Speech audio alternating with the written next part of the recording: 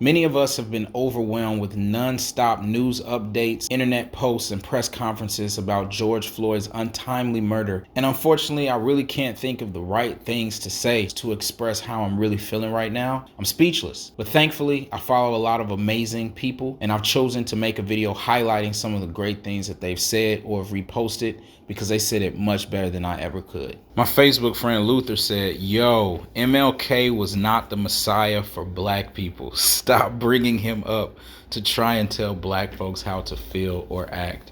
Yo, that's facts. I've definitely tried to abstain from arguing with people on the internet this go round, but the few conversations that I've gotten into, unfortunately, MLK was brought up by mostly older white people, which is quite ironic. It's funny how they bring up Dr. King like he wasn't violently murdered after a lifetime of peaceful protesting.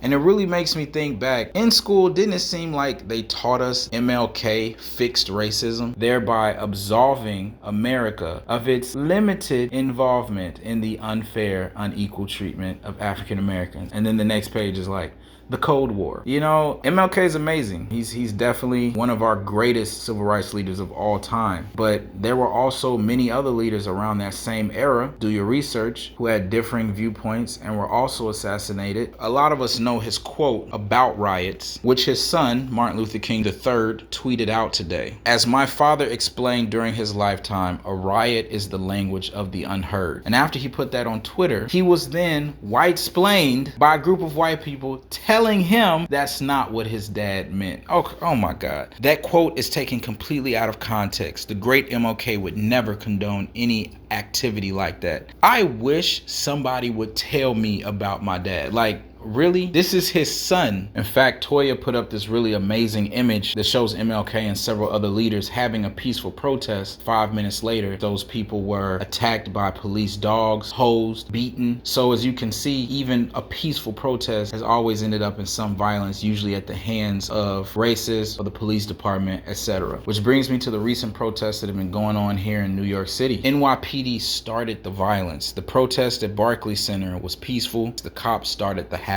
They started to pepper spray the crowd who were behind the gates even after their supervisors told them not to. So I just definitely urge you, follow what's really been going on instead of what they're telling us on the news. Tommy Lauren tweeted out, "How does looting, rioting, and destroying your own community bring justice for anyone?" And then Aisha said, "I don't know, but they tried peacefully kneeling and y'all had a problem with that too." For real.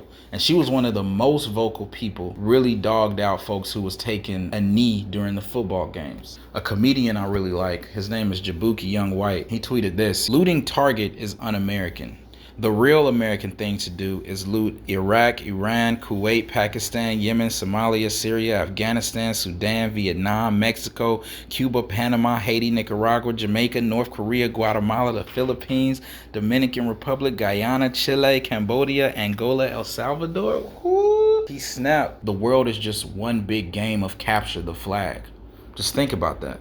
Somebody tweeted, "I wonder how many people shedding tears over property damage know that the city of Chicago spent over $100 million on police conduct settlements in the latest budget year." Whew, I didn't even know that. And then Osiris Anthem, one of my good friends, he said, "And the NYPD spent $69 million last year, plus $230 million in 2018. What do you think the total for all 50 states per year is? I can't even imagine." Hashtag positive post. New Jersey police were marching with protesters shouting, "No justice, no peace." That's beautiful. I really need to see more of that personally, where the cops are also marching with the citizens and taking a stand for unlawful treatment. I can't think of a single genre of contemporary music that doesn't have roots in black culture.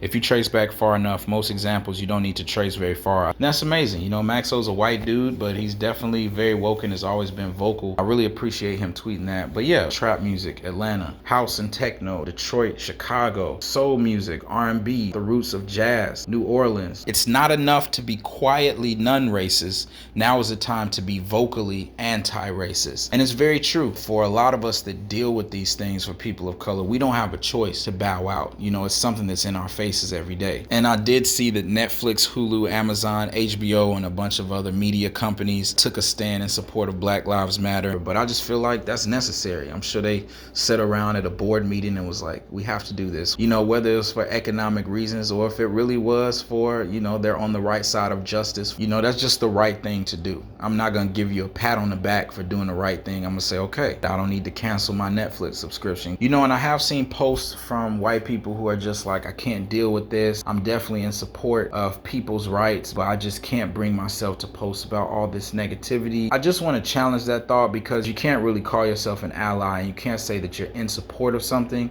if you're not willing to take a stand, if you're not willing to inconvenience yourself, as some people have called it. I saw somebody said that the nature of their job, they can't post about political things. Well, human rights shouldn't be political. Murder is not political. These are things that are common sense. We can't hide the color of our skin when it comes to employment, where we live, when it comes to wanting to get a house or an apartment in a particular neighborhood. So for us, it's every day. So if you can't even bring yourself to post about it, to be vocal about it to your group of friends, to your coworkers, etc., then are you really supporting? I think not. Latinos should accept that many of our community are anti-Black. And yes, Latin America is full of this behavior and is very normalized, which makes it worse. Wow.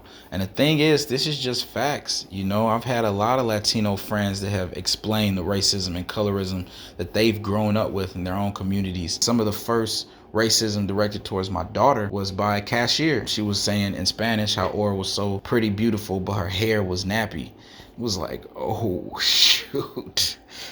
Like, that's so racist. Like, I just wasn't expecting it, because this lady's skin was darker than Aura's. Friends of mine that have broken down to it, their parents didn't want them having babies with anybody darker than their skin tone. They didn't want them dirtying up their bloodline. You know what I'm saying? I've even heard in the passing, you know, shop owners say sucio negro, you know, dirty blacks, dirty negro and stuff. So it's real in a lot of communities. And I've even heard this same sentiment from Asian people. And a lot of times, a lot of immigrants that came here that wanted to actualize into American culture had to distance themselves from the lowest of the totem pole in America, which was Black people. And it also happens in our own races, and that's colorism as well. So that's definitely facts, and I appreciate us all checking each other on that, because that's definitely progress. And I'm gonna just end out this video with this other post that somebody reposted. It says, torn between needing to stay present and connected so that I know exactly what's going on, and needing to unplug to catch my breath because I am extremely overwhelmed. I'm praying for my Black folk right now. I'm praying for everybody on the front lines, praying for the people figuring out policies, figuring out strategies and stuff. I'm praying for the educators. I'm praying for just all the citizens to be safe, and for the rest of the world, really, you know, because we got to figure this out, man. Everyone out there, I just want to say, keep the faith, y'all. We fighting a good fight. Much love, and until next time, peace, love, and shabam.